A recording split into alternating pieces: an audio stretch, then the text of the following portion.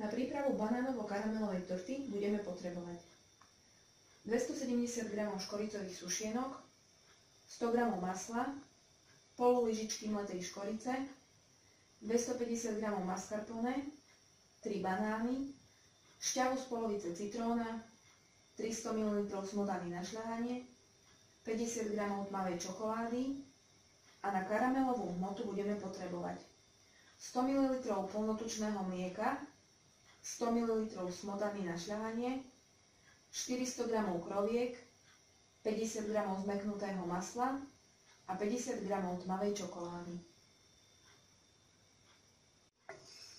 Ako prvú si pripravíme karamelovú hmotu. 100 ml mlieka zmiešame so 100 ml šľahačkovej smotany a privedieme do varu.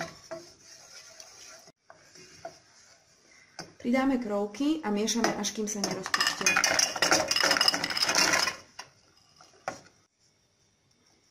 Roztopenú zmes odstavíme zo sporáka a pridáme 50 g zmäknutého masla a 50 g tmavej čokolády.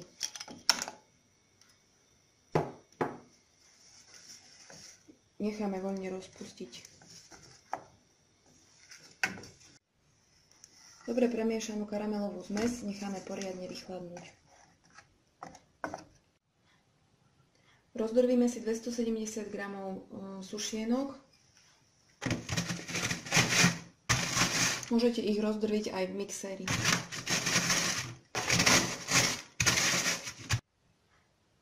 K rozdrveným sušienkam pridáme polku lyžičky škorice a 100 g zmäknutého masla.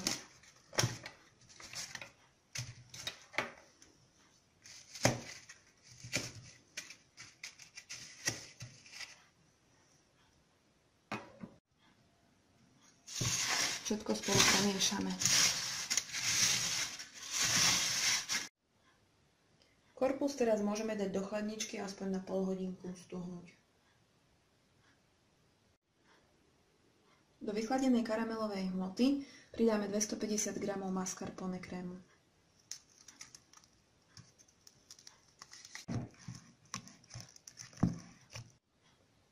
Tri banány sme si porezali na kolieska a poklapkame ich citrónovou šťavou.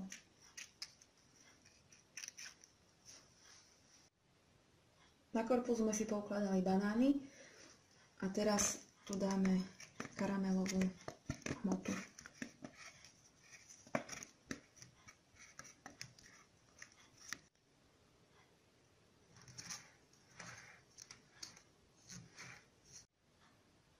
...300 ml smotany na šľahanie vyšľaháme do tuha a následne ju natrieme na vrch koláča.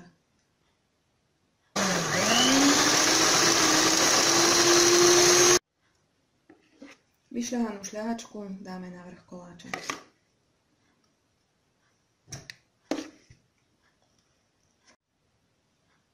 Na záver na koláč nastruháme tmavú čokoládu.